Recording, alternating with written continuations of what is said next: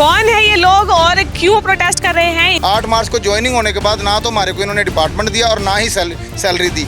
हमारे से एक स्वीपर से लेकर सारा काम लिया जाता है, क्लर्क का काम भी ले रहे हैं, स्वीपर का भी ले रहे हैं, जो आता है इनके मध्य में कोई संडे कोई कुछ नहीं है। ठीक है भाई, ग्रुप डी वाले हैं तो फिर क्या हो गया, पेपर दे के पास हुए हैं। काम का दबाव है इनके ऊपर, मीठी गोली दी जा रही है, पढ़े लिखे ये स्टूडेंट्स हैं। वहाँ पे बहुत शोषण हो रहा है, गालियाँ सुनने को मिलती हैं, लिटरली गंदी गालियाँ सुनने को मिलती हैं। रात को 2-2 3-3 बजे फ़ोन आ जाते हैं कि आपने फ़ोन करा था। सिक्योरिटी का भी इशू उठाएगी, आपको सिक्योरिटी को लेके भी यहाँ पे डर लगता है? क्या मतलब सरकार क्या दिखाना चाह रही है कि आगे जो हमारे खेल खेलना चाहते हैं युवा, उनको छोड़ दिया जाए? तो एक सीनियर नेशनल को, एक जो एशियन जो हमारे मतलब कि इतने ऊपर लेवल पे खेल के आ रहे हैं, उसके बावजूद भी वैसे डी ग्रुप की नौकरी के लिए धक्के खा रहे हैं। जीरो खर्ची जीरो पर्ची का एक नारा है, इससे अलावा और कुछ नहीं है, एक ढकोसला है। 10 साल हो गए मतलब गेम करते करते, आज तक हमारे कोई ज्वाइनिंग नौकरी नहीं मिल रही। माई हिंदी टीवी देख रहे हैं आप और इस वक्त हम लोग चंडीगढ़ सेक्टर 7 में मौजूद हैं। मेरे पीछे यहाँ पर हरियाणा के मुख्य सचिव राजेश खुल्लर जी का निवास है और यहाँ पर पीछे आप देखेंगे कुछ लोग जो हैं प्रोटेस्ट कर रहे हैं। कौन है ये लोग और क्यों प्रोटेस्ट कर रहे हैं, इनसे हम जानेंगे।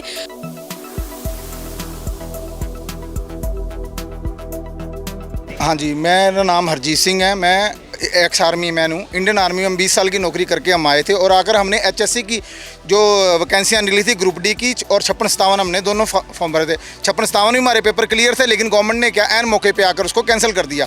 और एक ग्रुप डी की जो हुई सिलेक्शन हुई हमारी, उसमें 8 मार्च को हमारी ज्वाइनिंग हुई थी। 8 मार्च को ज्वाइनिंग होने के बाद ना तो हमारे को इन्होंने डिपार्टमेंट दिया और ना ही सैलरी दी। उसके मुताबिक हमारे को ये बुलाते हैं और हम बिना डिपार्टमेंट के काम कर रहे हैं। हमारे से एक स्वीपर से लेकर सारा काम लिया जाता है, क्लर्क का काम भी ले रहे हैं, स्वीपर का भी ले रहे हैं, जो आता है इनके मध्य में कोई संडे कोई कुछ नहीं है, हमारे से काम करवाएं। लेकिन हमारा सबसे पहले यही गवर्नमेंट से है कि हमारे को डिपार्टमेंट दिया है, डिपार्टमेंट देंगे हमारी सैलरी आ जाएगी। ये कितने लंबे टाइम से है जो आप ऐसे काम कर रहे हैं? अभी तकरीबन मैम 5 महीने हो चुके हैं जी। 5 महीने हो चुके हैं और अभी तक इनकी मांगे पूरी नहीं हुई है, डिपार्टमेंट नहीं मिला है, सैलरी नहीं मिला है। तो आगे क्या मांग है सरकार से? हमारी सरकार से एक ही मांग है भी हमारे को जल्द से जल्द डिपार्टमेंट दिया जाए, मिट्टी गोली ना दे। तकरीबन 5 महीने से हमारे यहाँ चंडीगढ़ तकरीबन 4-5 चक्कर लग चुके हैं। हम अपने पैसे खर्च के आते हैं और चले जाते हैं बिना सैलरी के, बिना डिपार्टमेंट के। हम कहाँ जाए, धक्के खाते फिर रहे हैं, हमारा कोई वाली वारस नहीं है। जिसको वो पकड़ता हमारा कान पकड़ के बोलता भी इधर आ जाओ ग्रुप डी वाले। अरे ठीक है भाई, ग्रुप डी वाले हैं तो फिर क्या हो गया, पेपर दे के पास हुए हैं और यहाँ कोई बच्चा नहीं है जिसके 70 से कम नंबर आए हों। और सभी बच्चे क्वालिफाइड, एमएड बच्चे हैं, यहाँ पीएचडी करी हुई है और वेल एजुकेटेड हैं बच्चे ये। लेकिन इनसे ठीक है, अगर ग्रुप डी में आप, ये गवर्नमेंट की कमी है कि हमारे को ग्रुप डी में नौकरी करनी पड़ रही है इतना पढ़े लिखे होकर, और हमारे को आगे कान पड़े कोई भी ले जाता है, कोई हमारा वाली बार से हमारे डिपार्टमेंट दिया जाए, बस यही है हमारी। काम का दबाव है इनके ऊपर, मीठी गोली दी जा रही है, पढ़े लिखे ये स्टूडेंट्स हैं यहाँ पर और सब काम इन्हें दिया नहीं जा रहा है प्रॉपर तरीके से।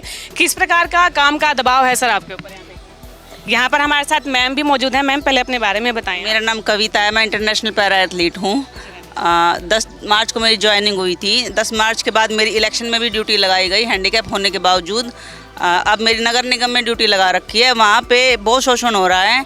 वहाँ पे हमारा पर्सनल नंबर यूज़ किया जा रहा है कि आप प्रॉपर्टी वेरिफिकेशन का काम दिया गया मैडम हमें कि आप प्रॉपर्टी वेरीफाई करो और उनसे OTP लेके प्रॉपर्टी वेरीफाई करो। OTP कोई देता नहीं है और उल्टा हमें लोगों से गालियाँ सुनने को मिलती हैं, लिटरली गंदी गालियाँ सुनने को मिलती हैं। रात को 2-2 3-3 बजे फ़ोन आ जाते हैं कि आपने फ़ोन करा था, पर्सनल में बात करने के लिए बोलते हैं। बहुत शोषण हो रहा है, कोई छुट्टी नहीं है। हमारा तो वो हाल हो गया मैडम, ना तो हम स्पोर्ट्स कर पा रहे हैं, ना जॉब है, ना सैलरी है। घर से निकलने के लिए मैडम मेरे को ड्यूटी पे जाने के लिए 200-250 रुपये खर्च करने पड़ते हैं। कर्जवान और हो गए हैं हम तो।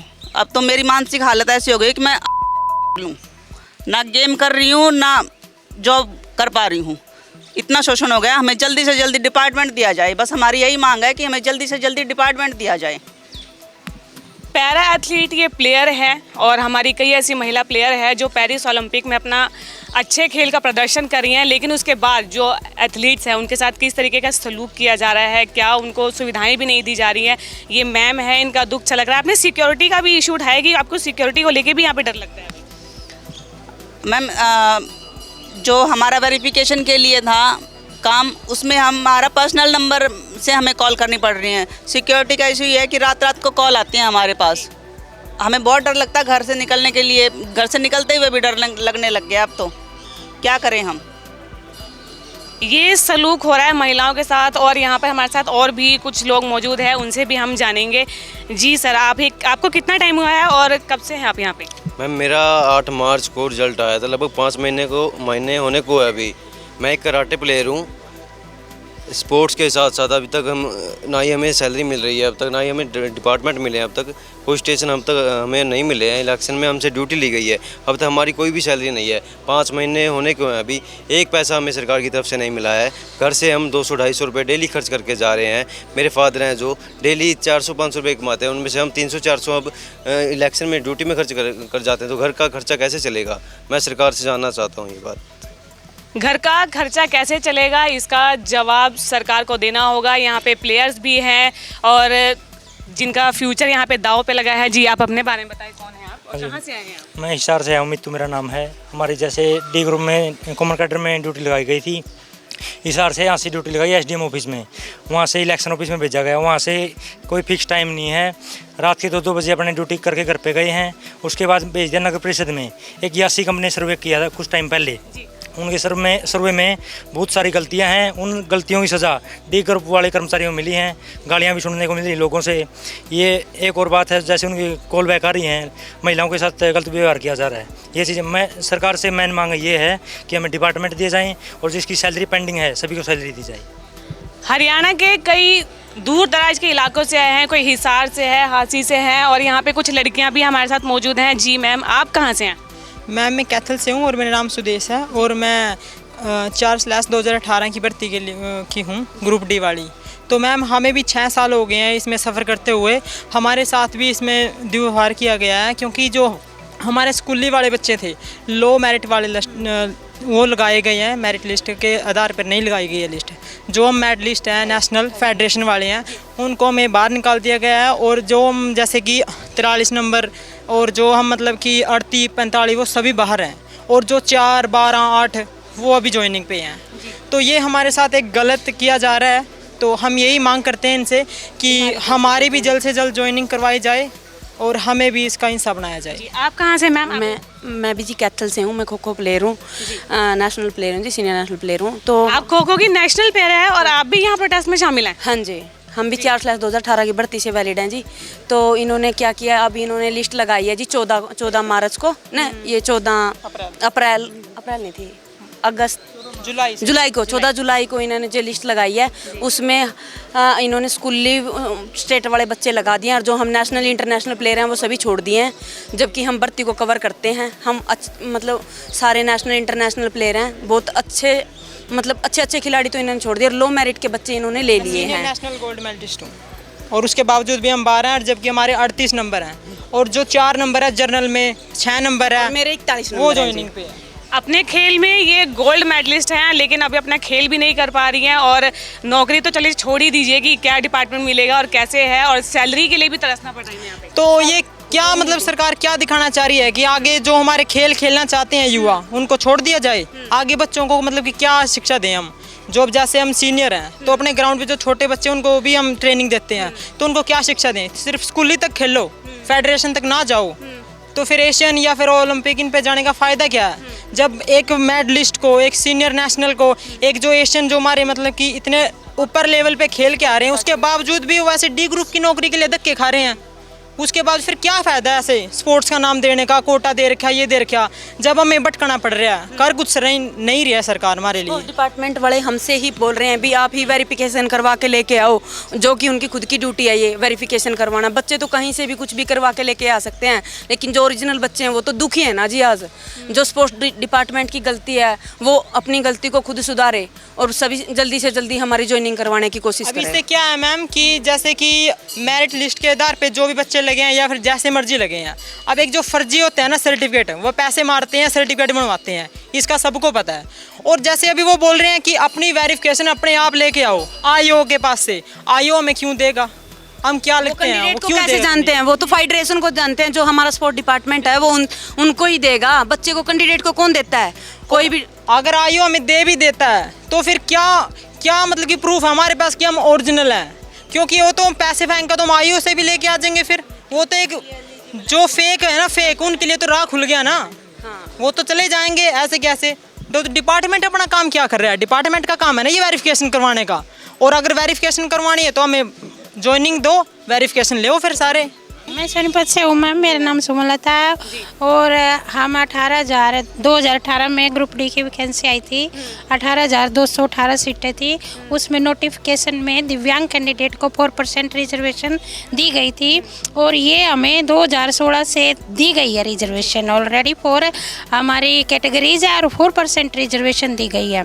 तो हमें 528 सीटें दी गई है और हमारी 628 सीटें बनती हैं और हमारी 163 सीटें पेंडिंग है। अभी हम 2018 से आज तक धक्के ही खा रहे हैं, हम वेटिंग में हैं।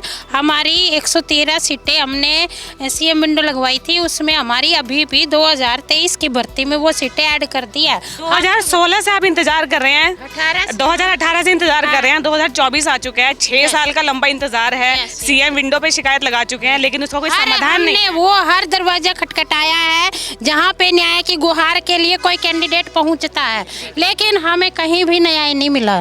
जी सर, आप कहाँ से आए बताएं अपने बारे में। मैडम मैं रोहतक से आया हूँ। मैं भी हुड्डा जी के घर से। हाँ जी मैडम, मैं भी फायर ऑपरेटर भर्ती का कैंडिडेट हूँ। हम 26 तारीख को इलेक्शन के बाद 26 तारीख को सीएम साहब से मिलने के लिए बुलाया गया था। हमारा प्रोटेस्ट को मतलब रुकवा दिया था और 26 तारीख को हमें बुलाने के लिए मिलने के लिए बुलाया था और सीएम साहब हमें मिले भी और उनके साथ साथ भारत भूषण भारती सर बैठे थे वहाँ पे। तो उन्होंने हमारे से पूछा भाई हाँ आप बताओ भाई क्या बात है। हमने सारी बातें बताई उनको। तो उन्होंने पता नहीं किस अधिकारी के पास फ़ोन मिला था और उन्होंने फ़ोन पे बात करके ये बोला सीएम साहब को कि सर इन बच्चों की कोई गलती नहीं है, गलती है तो एचएससी की है। ये जो बच्चे ये नोटिफिकेशन के आधार पर, इन बच्चों की कोई गलती नहीं है, नोटिफिकेशन के आधार पर ये बच्चे वैलिड हैं। अगर नोटिफिकेशन में कोई गलती कर रखी है तो डिपार्टमेंट या एचएससी ने कर रखी है।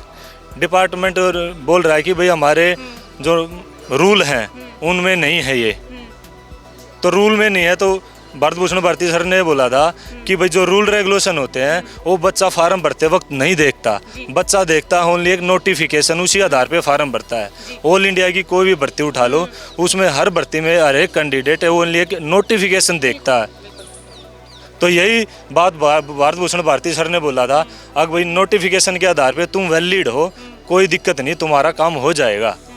उसके बाद भी हम सीएम साहब से कोई 5-6 बार से ज़्यादा मिल चुके हैं। आश्वासन दे देते हैं, कभी 1 हफ्ता, कभी 10 दिन, कभी 1 हफ्ता, कभी 10 दिन, ऐसे करके हमारे 6 महीने निकल चुके हैं। आश्वासन दिया जा रहा है लेकिन समाधान बिल्कुल भी नहीं दिए। बिल्कुल नहीं है, समाधान बिल्कुल जीरो है। हमें तो लग रहा है कि जीरो खर्ची जीरो पर्ची का एक नारा है, इससे अलावा और कुछ नहीं है, एक ढकोसला है। नमस्ते मैडम, मैं रश्मिला सोनीपत से डिस्ट्रिक्ट से बोल रही हूँ। हम एक पैरा प्लेयर स्पोर्ट्स कोटे से हैं। कम तक के मैं इंटरनेशनल प्लेयर है और 15 मेडल जीते हुए, जो हमारे 8 गोल्ड हैं। 15 मेडल जीतने के बाद हमारे जो खेल का भविष्य है वो देख लीजिए। तो हमें एक छोटी सी झाड़ू पोछे की नौकरी एक डी ग्रुप में का मैटर है, 4 साल से उसके लिए दर भटक रहे हैं। हमने इतने चक्कर लगा लिए, हमारी कोई सुनाई नहीं करते। स्पोर्ट्स मिनिस्टर बोलते हैं कि भाई कुलर साहब के जाओ, कुलर साहब को बोले हम वहाँ सैनी साहब के जाओ। हम सुबह से यहाँ भूखे चाय प्यासे यहीं बैठे हैं। हुड्डा साहब की कोठी पे एक चाय की प्याली पी खाए हैं, भूखे चाय में सिर्फ हाथ जोड़ कर हम सरकार से ये निवेदन करते हैं, हम 4-5 प्लेयर बचे हुए हैं, हमको हमारे को ज्वाइनिंग दी जाए। बाकी हमारे में से जितने भी बच्चे हैं वो लगे हुए हैं, उनकी लिस्ट हमारे पास है। पीछे परिवार छोड़कर आए हैं? जी मेरे बच्चे भी इंटरनेशनल प्लेयर हैं, वो भी ऐसे हम दर भटके तो वही भी ऐसे भटकेंगे। मेरा किस खेल में हो? जी मैं तो एक पैरा प्लेयर, मैं वॉलीबॉल एथलेटिक में हूँ जी। और बच्चे उस गेम करते हैं। तो ऐसा है कि हमारे को 10 साल हो गए मतलब गेम करते करते, आज तक हमारे कोई ज्वाइनिंग नौकरी नहीं मिल रही। तो बच्चों को क्या से हम नहीं तो हम पढ़ाई कर पाए नहीं और हमें मतलब परिवार संभाल पाते। आप ये बताओ कि अगर झाड़ू पोछे की नौकरी पर परिवार को संभाले, बच्चों को अटेंड करें कि भाई हम नौकरी के लिए यहाँ दर धक्के खा रहे, किराया भाड़ा सब चलता है। आप ये देखते हो भूखे तशाए बैठे हैं, यहाँ कोई पानी भी नहीं मिल रहा हमको। तो आप ये बताओ हम क्या करें मैडम जी? पानी पूछने वाला भी नहीं कोई आपको? तो नहीं कोई नहीं, आप ग्राउंड में बैठे तो यहाँ पानी पूछने वाला कौन आएगा ये बताइए। तो हमको ज्वाइनिंग दीजिए प्लीज़, हाथ जोड़ कर रिक्वेस्ट है। हम हैंडीकैप होते हुए भी इतनी दर की ठोकरें खा रहे हैं, हम अच्छे से चल फिर भी नहीं सकते। मैडम हम सरकार से ये रिक्वेस्ट करते हैं, झूठा दिलासा दे रहे हैं, झूठा आश्वासन दे रहे हैं भाई मिल जाएगी, जो यहाँ आता उसको दे देते हैं लुकमा छुकमार। हमारे को कहते हैं हम 4 साल वेट करते हुए आगे आने वाले समय में हमारी एज हो जाएगी तो हमको क्या करेंगे। बिल्कुल एज हो जाएगी तो आगे क्या करेंगे, आंखों में आंसू है परिवार के लिए, फिर जो उम्मीदें हैं वो टूटती जा रही है सरकार से जो लगी। हाँ जी, उम्मीद तो आप पे टूट जाती है, नहीं तो नौकरी है, नहीं हम अच्छे से पढ़ पाए, अगर एग्जाम भी दे रखे इसके तो हमने एग्जाम भी दे रखे हैं, एग्जाम भी क्लियर दे रखा है। मतलब ये कहा जाए कि फॉर्मेलिटी सारी पूरी कर रखी है लेकिन जो आगे एक्शन है वो नहीं है आगे। तो 4-5 बच्चों को ज्वाइनिंग रोक रखी है, बाकी सभी को दे दी। हम 4-5 ही प्लेयर है, ज्यादा प्लेयर भी नहीं है, पैरा के प्लेयर हैं। आप सबके सामने खड़े हैं, देख भी सकते हैं अच्छे से, हम झूठ भी नहीं बोल रहे कि भी झूठ बोल रहे हैं, हम देख सकते हैं भी ये अच्छे से चल फिर भी नहीं सकते। और हमको अपने पहले तो ग्राउंड में मेहनत कर रहे हैं, फिर बाद में एग्जाम दे रहे हैं, फिर उसमें एलिजिबल भी हैं और फिर भी हमको नौकरी नहीं दी। क्या हमने इसका, भगवान ने हमारे साथ ऐसा न्याय करे तो सरकार भी हमारे साथ न्याय ऐसे क्यों कर रही है? हम आपसे ये पूछना चाहते हैं, भैया रिक्वेस्ट है, जो भी हमसे मिलना चाहता तो मिल सके। हमारी इच्छा, हमारी जो इच्छा, जो हमारी मांगे पूरी, जो हमारी ज्वाइनिंग पूरी हाथ जोड़कर कष्ट है वो हमको दी जाए। ज्वाइनिंग मिल नहीं रही है, सपने जो हैं वो सपने अधूरे पड़े हैं। सरकार कब तक ज्वाइनिंग देगी ये तो बात की बात है, लेकिन ये प्रोटेस्ट सरकार सुन क्यों नहीं रही है? क्या वो आगे सरकार को बदलने का इंतज़ार कर रही है? समय, वक्त, हालात इनके बदलने का इंतज़ार कर रही है? क्योंकि जो प्रोटेस्ट को है कभी चुनाव के नाम पे टाल दिया जाता है तो कभी दूसरे मुद्दों का हवाला देकर जो है इन्हें टाला गया है सरकार की तरफ से। और अब इनकी मांगे हैं कि भर्तियाँ इन्हें दी जाए। जब पर्याप्त पद आपके पास मौजूद है तो फिर क्यों इस तरीके से जो है सरकार इन्हें नौकरियां देने से टल रही है? ये बड़ा सवाल है जो हरियाणा की नायब सिंह सैनी सरकार से बनते हैं और जवाब तो उनकी तरफ से देना होगा। बने रहिए माई हिंदी टीवी के साथ।